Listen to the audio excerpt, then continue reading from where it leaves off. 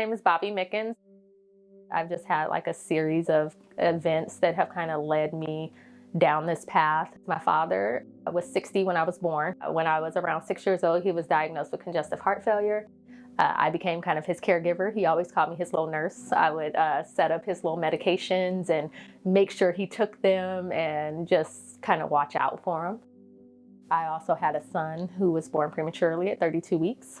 So obviously there was a lot of care involved with him when he came home. So it just all kind of went down this road that kind of guided me here where I am now as a nurse practitioner. I was a teenage parent. Growing up, I actually was seen at an FQHC when I was pregnant with my sons. That was a really rough environment for me, and I didn't get treated like a real person. I wanted to do something different, so it's really nice when I get to walk into a patient room and they see me and they tell me about their stories and their fears with being pregnant, and some of them will walk in and tell me that they don't feel really hopeful about their future because they messed up and got pregnant as a teenager. And when they hear a bit of my story, that kind of changes that narrative for them. I just hope to inspire the next person and let them know that that does not have to be the end for you, regardless of your situations, your background, or your upbringing.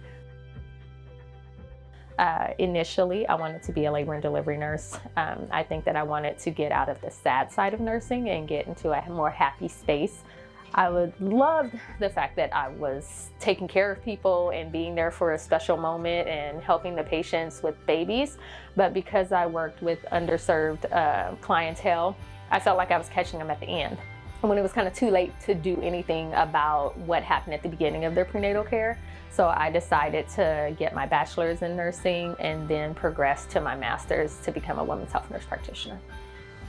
So what I love about my job is that it's just a really fast-paced environment. That's one of the aspects of it. The other is that I'm helping underserved individuals. I can really relate to that simply because that was the population that I was in when I was having my children and growing up. Is that I see someone every day that slightly reminds me of someone in my family or me coming up through the healthcare system at a slight disadvantage.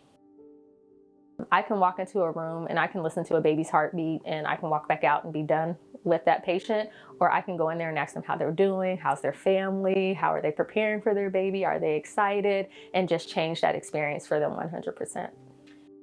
And I just am very proud of that, and I'm glad to be a part of it. Over the phone or in the clinics, we are here for you. Follow us on Instagram and Facebook and subscribe to our YouTube channel.